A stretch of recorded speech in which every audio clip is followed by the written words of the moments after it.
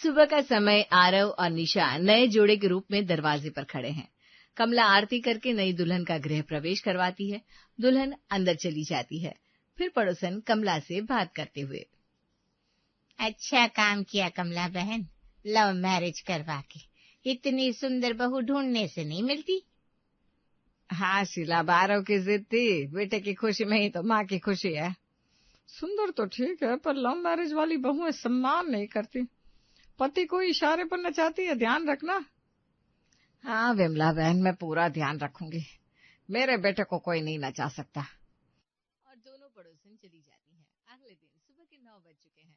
Aarav hall में बैठा चाय पी रहा है। कमला घड़ी देखकर आरव से कहती है, अरे आरव, उठी नहीं है क्या बहू? अभी तक 9 बज गए। नहीं मॉम, उसे देर से सोने की आदत है। लेट सोने की आदत है नहीं थी, अब वो इस घर की बहू है, उसे समय पर उठ जाना चाहिए। जा उठा उसे। आरव कमरे में जाता है और निशा को जगाता है। उठो ना यार, इतनी देर हो गई, तुम माँ से मुझे डांट पड़वाओगी क्या? आरव सोने दो ना, अभी तो सिर्फ 9 बजे हैं। उठो बहू रानी, अब आपकी शादी हो गई और आप अपने ससुराल में हो। अरे हाँ यार, मैं तो भूल ही गई थी कि मैं तुम्हारे घर पर हूँ। मैं नहा लेती हूँ। आज जल्दी करो, सब नाश्ते का इंतजार कर रहे हैं। ठीक है, मैं नहाने जा रही हूँ, तुम जल्दी से मेरे लिए चाय बना दो ना। क्या मैं चाय बनाऊं इस समय? हाँ क्यों नहीं, तुम जब मेरे घर आते थे तो चाय पिलाते थे, रूम पर रहते थे तब भी बनाकर खिलाते थे। आज नहीं खिला सकते? जाओ लेकर आओ।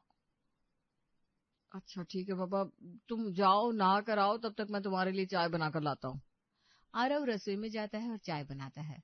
तभी कमला भी रसोई में आ जाती है। ये क्या हो रहा है आरव, तू यहाँ क्या कर रहा है?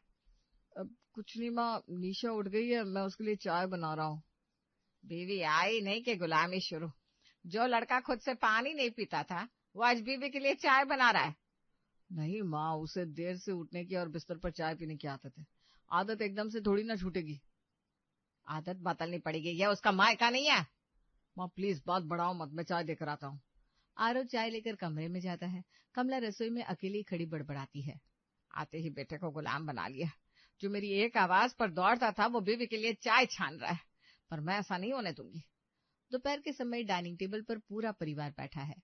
निशा खाना परोस रही है। महेंद्र खाता है तभी, पापा जी बताइए कैसे लगा खाना? बहुत अच्छा बना है बेटा, तुम अच्छा खाना बनाती हो। थैंक यू पापा जी। आरव तुम बताओ। बहुत अच्छा है, मजा आ गया। सिर्फ अच्छे कहने से काम नहीं चलेगा, मुझे अपने हाथ से खिलाओ जैसे कॉलेज में खिलाते थे। लो खाओ, अब खुश? बहू बेटे का प्यार देखकर महेंद्र धीरे से कमला के कान में कहता है, कमला, इनका प्यार देखकर पुराने दिन याद आ गए, हम भी ऐसे ही थे ना। आजी छोड़िए, मेरी तुलना इनसे मत करे, मैं बड़ों के सामने लाज शर्म रखती थी। माँ जी कुछ गलत हुआ क्या? नहीं नहीं, खाना ठीक है, खाओ तुम लोग। खाना खाने के बाद सब कमरे में चले जाते हैं। कमला अपने कमरे से आरव को आवाज देती है। आरव कमला के कमरे में आता है तब, आरव आ जाओ अंदर, जरूरी बात करनी है। हाँ माँ कहो, क्या बात है? देखो बेटा, तुम्हारी लव मैरिज है, तुम भले कॉलेज में फ्रेंड रहे हो, लेकिन क्या माँ, निशा ने कुछ किया क्या? वो तुम्हें सबके सामने तुम कहती है, ये बात मुझे अच्छी नहीं लग रही। हमारे तौर तरीके अलग है। अरे माँ, वो हमेशा से तुम कहती है, इसलिए हम दोस्त रहे ना। दोस्त थे, अब पति पत्नी हो। बाहर का कोई भी सुनेगा तो मेरी बेइज्जती होगी, लोग कहेंगे बहू को तमीज नहीं। माँ वो बस आदत की वजह से। अरे वो मेरी इज्जत का सवाल है, मैंने तुम्हारी हर जिद मानी ना, क्या तुम मेरी इतनी सी बात नहीं मानोगे? अरे समझाओ ना उसे। ठीक है माँ, मैं समझा दूंगा। आरव कमरे में जाता है। निशा लैपटॉप पर शादी की फोटो देख रही थी। यार तुम भी ना, कब से वेट कर रही हो, देखो फोटोज कितनी अच्छी आई है। हाँ अच्छी है। इस फोटो में तुम कितने अच्छे लग रहे हो, बिल्कुल हीरो।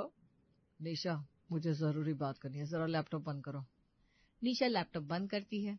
निशा मैं कह रहा था कि तुम मुझे तुम मत बुला करो ना, मुझे अच्छा नहीं लगता। क्यों? हमेशा से तो तुम ही बोलती आई हो, अब क्या खराबी होगी? निशा पहले बात अलग थी, लेकिन अब हमारी शादी हो गई है, लोग क्या सोचेंगे? मतलब बड़ों के सामने आप कहना चाहिए। लेकिन कल तक तो कोई दिक्कत नहीं थी, अचानक आज क्या बदल गया? नहीं, वो माँ का माँ जी ने मना किया है क्या? अरे नहीं, मेरा मतलब है माँ को अच्छा नहीं लगता। घर का अनुशासन है, प्लीज मान जाओ ना। ठीक है आरव, अब से मैं आप कहूंगी बस। थैंक यू यार, तुम बहुत अच्छी हो। कुछ दिन बीत जाते हैं। एक दिन दोपहर में आरव ऑफिस से जल्दी घर आता है और अपने कमरे में जाकर निशा से कहता है, निशा चलो तैयार हो जाओ, घूमने जाना है, मौसम अच्छा है, आज मैं तुम्हें आइसक्रीम खिला कर लाता हूँ। अरे वाह, चलो मैं अभी 5 मिनट में तैयार होती हूँ। निशा जीन्स और टॉप पहनकर तैयार हो जाती है और दोनों बाहर जाते हैं। उन्हें देखकर हॉल में बैठी कमला कहती है, अरे बहू जरा मेरे लिए पानी तो लाना, प्यास लगी है। जी माँ जी अभी लाती हूँ। निशा रसोई में जाती है। बेटा, अपनी पत्नी को ऐसे जीन्स पहना कर बाहर मत ले जाओ। संस्कार नाम की कोई चीज होती है, पता है ना? मोहल्ले वाले क्या कहेंगे? साड़ी पहनाओ इसे। अरे माँ, वो हमेशा ऐसे ही कपड़े पहनती है। मॉडर्न अपने घर में थी, यहाँ मेरी नाक कट जाएगी, साड़ी में ही बाहर जाएगी वो, वरना मैं जाने नहीं दूंगी। तभी निशा पानी लेकर आती है और कमला को देती है। लीजिए माँ जी। ठीक है, रखो। निशा जरा कमरे में आओ ना, काम है। काम? पर हम तो बाहर जा रहे थे ना। आरव निशा को कमरे में लाकर दरवाजा बंद करते हुए कहता है, निशा प्लीज ये कपड़े चेंज कर लो ना, ये तुम पर अच्छे नहीं लग रहे आज। क्या? आपको तो बहुत अच्छे लगते थे, कॉलेज में आप ही ने तो गिफ्ट किया था। अरे तब बात अलग थी, अब तुम साड़ी में अच्छी लगोगी, प्लीज साड़ी पहन लो ना मेरे लिए। ठीक है, साड़ी पहन लेती हूँ। थैंक यू, मैं बाहर वेट कर रहा हूँ। निशा चुपचाप साड़ी पहनती है, पर अब खुशी गायब है। वो दोनों मार्केट चले जाते हैं। मार्केट में शॉपिंग मॉल के बाहर आरव के दोस्त दिवेश और राहुल मिलते हैं। अरे आरव, निशा भाई, शादी करके तुम लोग तो गायब ही हो गए। हाँ यार निशा, एक बार भी घर पर नहीं बुलाया, पार्टी तो बनती है। अरे दिवेश, राहुल, हम गायब नहीं हुए, बस सेटल हो रहे थे। हाँ भाई सॉरी, थोड़ा व्यस्त थे। तो दावत कब है? हमें निशा के हाथ का खाना खाना है। दावत आज ही है, शाम को आ जाओ घर, मैं खुद बनाऊंगी। सही कहा ना आरव? अरे हाँ बिल्कुल, आज शाम को ही आ जाओ। डन डन, शाम को मिलते हैं। शाम का समय। निशा रसोई में खाना बना रही है, दोस्त हॉल में बैठे हैं। निशा ट्रे लेकर आती है। लो भाई, कचौड़ी और चटनी खाकर बताओ कैसी बनी है। वाह निशा, तू तो बिल्कुल बदल गई, अच्छी गृहिणी बन गई। निशा सोफे पर बैठकर सबके साथ नाश्ता करती है और साथ में बातें भी। कुछ नहीं बदला दिवेश, मैं वही हूँ। तुम्हारी जॉब का क्या हुआ? तू बताओ, शादी के बाद आरव परेशान तो नहीं करता? अरे नहीं नहीं, ये भला क्यों परेशान करेंगे। कमला अपने कमरे के बाहर से निशा को राहुल के दोस्तों से बातें करते हुए देखकर गुस्सा होती है। वो आरव को बुलाती है। आरव, क्या तमाशा है ये? क्या हुआ माँ? वो मेरे दोस्त है।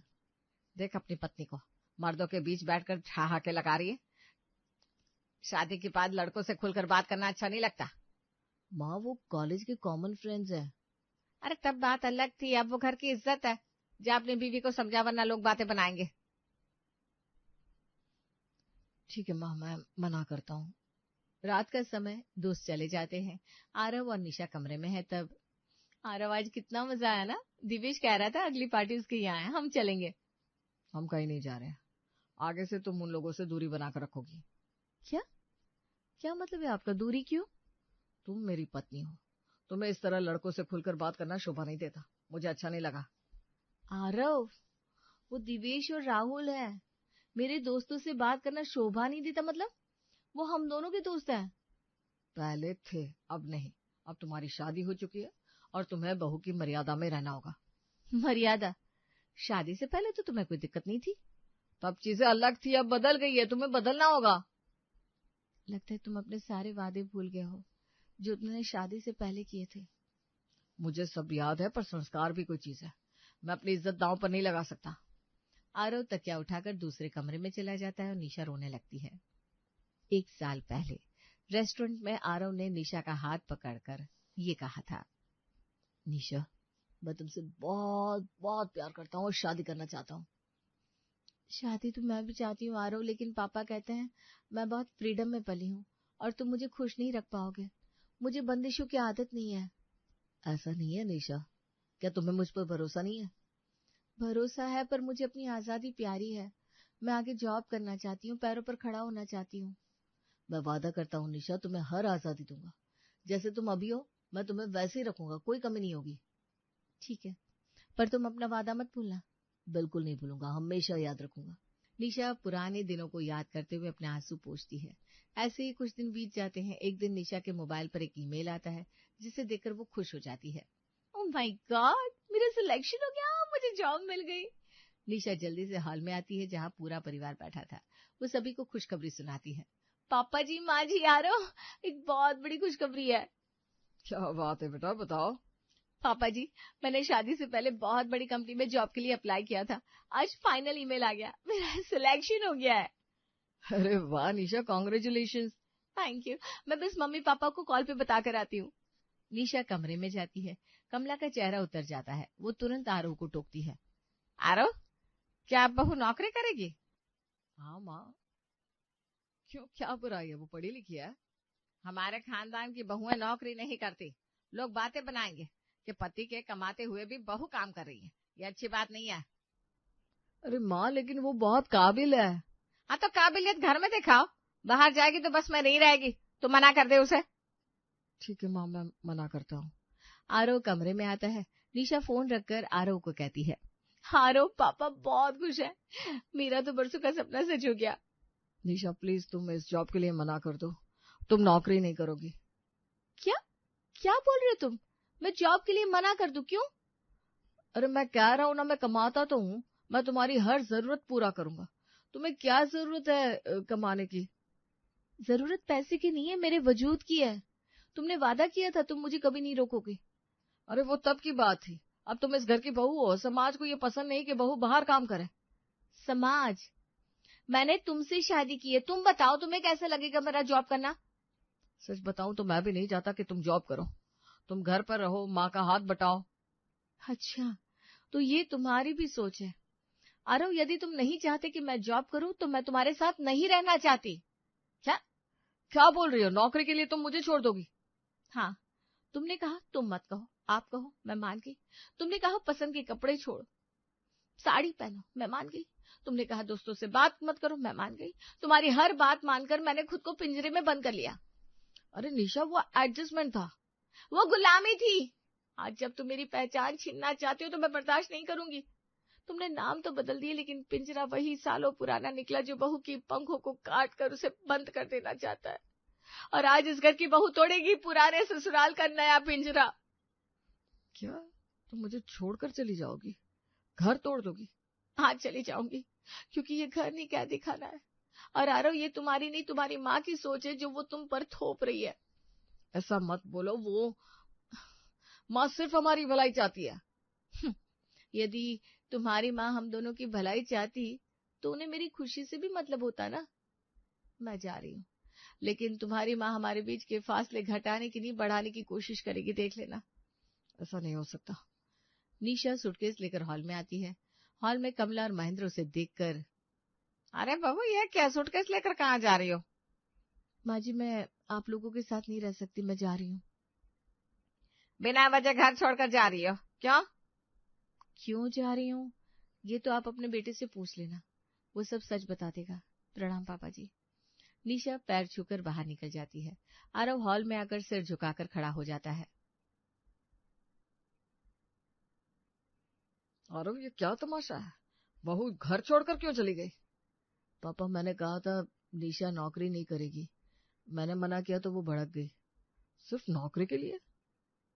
और भी बंदिशें लगाई थी? हमने ज्यादा बंदिशें लगा दी थी पापा। वो तुम नहीं बोल सकती थी, जींस नहीं पहन सकती थी, दोस्तों से बात नहीं कर सकती। कुल मिलाकर वो पिंजरे में नहीं रह सकती थी, इसलिए आज वो इस पिंजरे को तोड़कर चली गई। अरे जाने दे बेटा, हटा उसे, बहुत नखरे थे उसके। अच्छा हुआ चली गई। दूसरी लड़की ले आएंगे हम। लड़कियों की कमी है क्या? उसमें ऐसा कुछ खास है भी नहीं। महेंद्र जी का धैर्य टूट जाता है। तुम क्या कह रही हो कमला? होश में हो? एक हंसती खेलती लड़की आई थी और तुमने अपनी रूढ़िवादी सोच से उसका दम घोट दिया। अरे मैंने क्या किया, मैं तो बस संस्कार सिखा रही थी। संस्कार या गुलामी? हमारी बहू और बेटे के बीच में यदि दूरियां आ रही थी तो उन्हें कम करना बड़े होने के नाते हमारी जिम्मेदारी थी ना, बढ़ाने की नहीं। तुमने आग में घी डाला है। अरे वो लड़की ही हमारे खानदान के लायक नहीं थी, अच्छी नहीं थी वो। आरव सोफे से उठता है। माँ की कड़वी बातें सुनकर उसे निशा के आखिरी शब्द याद आते हैं। उसकी आंखें खुल जाती है। बस माँ, बहुत हो गया। आज समझा के निशा सच कहती थी। आप हमारी भलाई नहीं, अपनी जिद पूरी करना चाहती थी। आरव, तो अपनी माँ से ऐसे बात कर रहा है उस लड़की के लिए? हाँ माँ, क्योंकि आज समझा कि आप ही हम दोनों को दूर करना चाह रही थी। निशा सच कहती थी। आपने उसे शादी के नाम पर पिंजरे में कैद कर दिया था, लेकिन शादी का नाम पिंजरा नहीं होता। आरव, मैंने तो तेरी खुशी के लिए। मेरी खुशी निशा के साथ है माँ। आपने उसे लात मार दी। अब मैं इस पिंजरे में नहीं रह सकता। मैं हमेशा के लिए आपको और इस घर को छोड़कर निशा के पास जा रहा हूँ। माफी मांग कर उसे वापस लाऊंगा, पर हम यहाँ नहीं रहेंगे। आरव कमरे से अपना बैग उठाकर बाहर आता है। नहीं आरव, रुक जा। माँ को छोड़कर नहीं जा सकता, सुन मेरी बात। बहुत देर हो चुकी है माँ। आरव बाहर निकल जाता है। कमला दरवाजे पर बैठकर रोने लगती है। तब, आज तुम्हारी जिद ने तुम्हें डुबो दिया कमला। बहू तो खोई ही, अपनी संकीर्ण सोच से आज तुमने इकलौता बेटा भी खो दिया। अब इस खाली पिंजरे में बैठी रहो अकेली।